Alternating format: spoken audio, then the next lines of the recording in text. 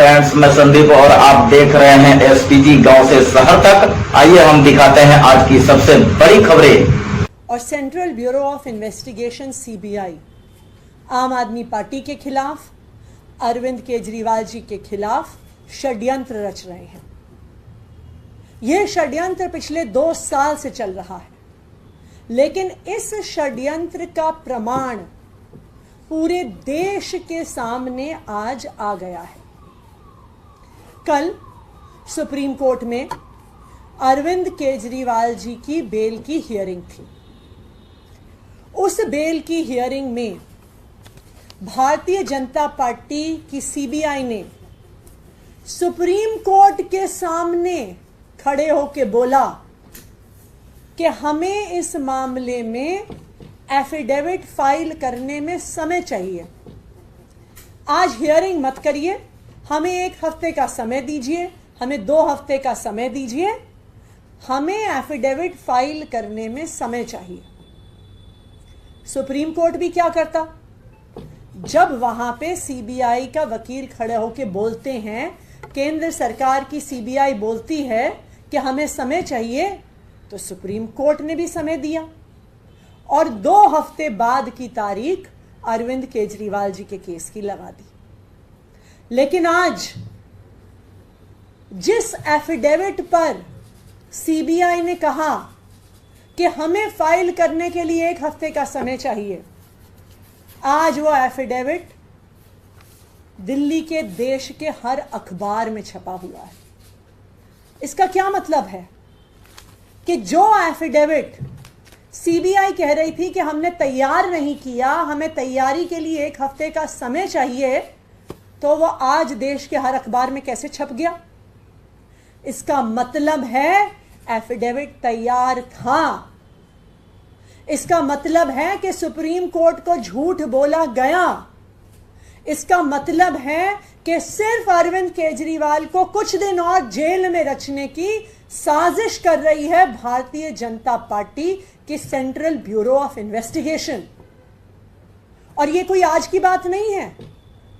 पिछले 2 साल से लगातार आम आदमी पार्टी के सभी नेताओं के खिलाफ षड्यंत्र किया जा रहा है। सभी नेताओं के खिलाफ रेड हो गई, सभी नेताओं को बार बार पूछताछ के लिए बुलाया गया और गवाहों को धमकाया गया आम आदमी पार्टी के नेताओं के खिलाफ गवाही देने के लिए। इतनी रेड्स के बाद भी 1 रुपया भ्रष्टाचार का नहीं मिला। फिर भी आम आदमी पार्टी के नेताओं को एक एक करके गिरफ्तार किया गया। सत्येंद्र जैन जी को गिरफ्तार किया गया, मनीष सिसोदिया जी को गिरफ्तार किया गया, संजय सिंह जी को गिरफ्तार किया गया।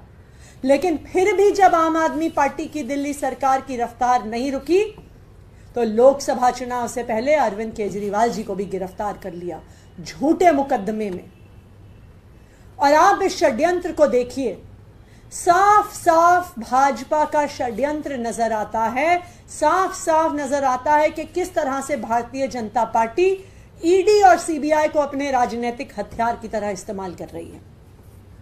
20 जून को दिल्ली के मुख्यमंत्री अरविंद केजरीवाल जी को बेल मिलती है, ट्रायल कोर्ट से बेल मिलती है, पीएमएलए वाले मामले में बेल मिलती है, ईडी वाले मामले में बेल मिलती है।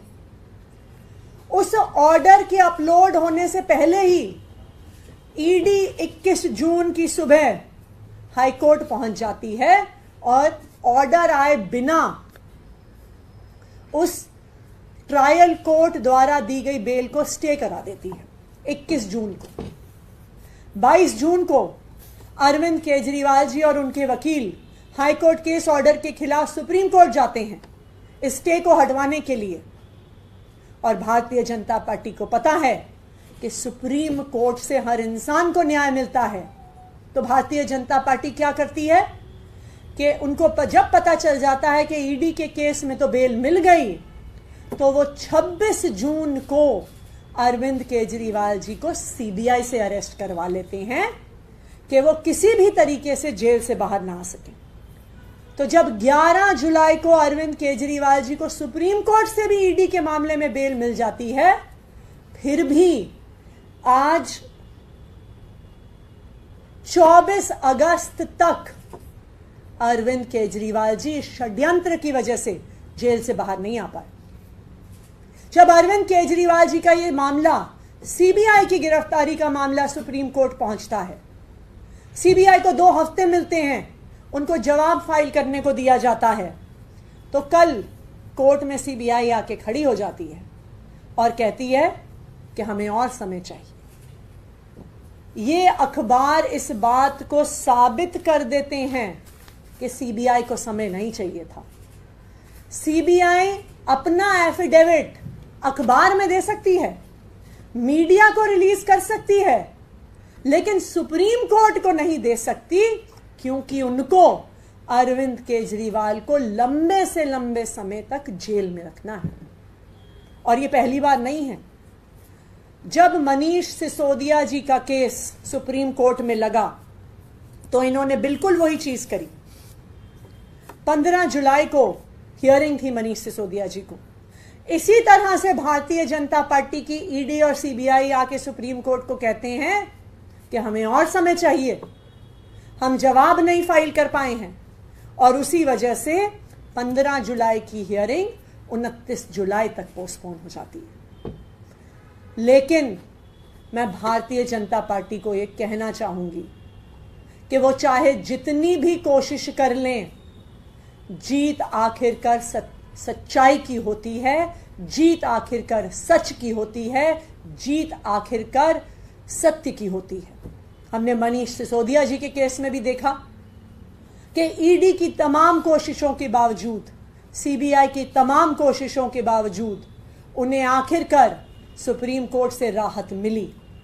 और हमें इस बात का भी भरोसा है कि अरविंद केजरीवाल जी भी जल्द दिल्ली वालों के बीच में आएंगे। भारतीय जनता पार्टी का हर षड्यंत्र जो वो सीबीआई के माध्यम से रच रही है, ईडी के माध्यम से रच रही है, हर षड्यंत्र